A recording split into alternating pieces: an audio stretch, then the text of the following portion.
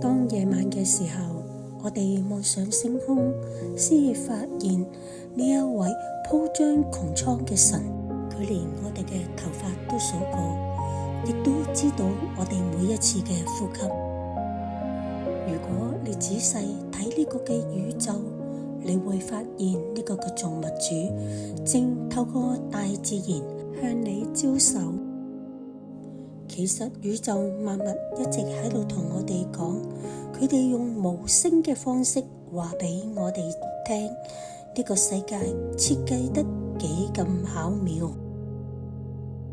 羅馬書1章20節，自從造天地以來，神的永能和神性是明明可知的，雖是眼不能見，但藉着所造之物就可以知曉，叫人無可推諉。無論山定係海，天上嘅星星或者地上嘅動物，一切好似講俾我哋聽，神嘅創造係何等奇妙，何等偉大。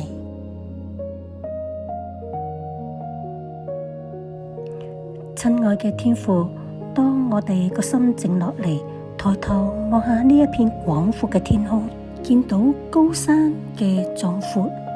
海洋嘅深沉，我哋嘅心不禁被你嘅創造令我震撼。主啊，喺你嘅話語當中已經講咗俾我哋聽，自從造天地以嚟，你呢份嘅永恆大能同神性早已經清楚咁寫喺萬物之中。雖然我哋肉眼係見唔到你，但當我哋見到四季嘅轉變，每一朵花嘅盛放，聽到雀仔嘅叫聲，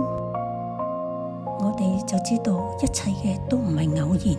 而係你充滿智慧咁精心安排。天父啊，求你開我哋嘅心眼，讓我哋喺忙碌嘅生活中唔再只會低頭趕路，而係學會抬頭去欣賞你所創造嘅世界。以上嘅禱告係奉耶穌基督聖名祈求，阿門。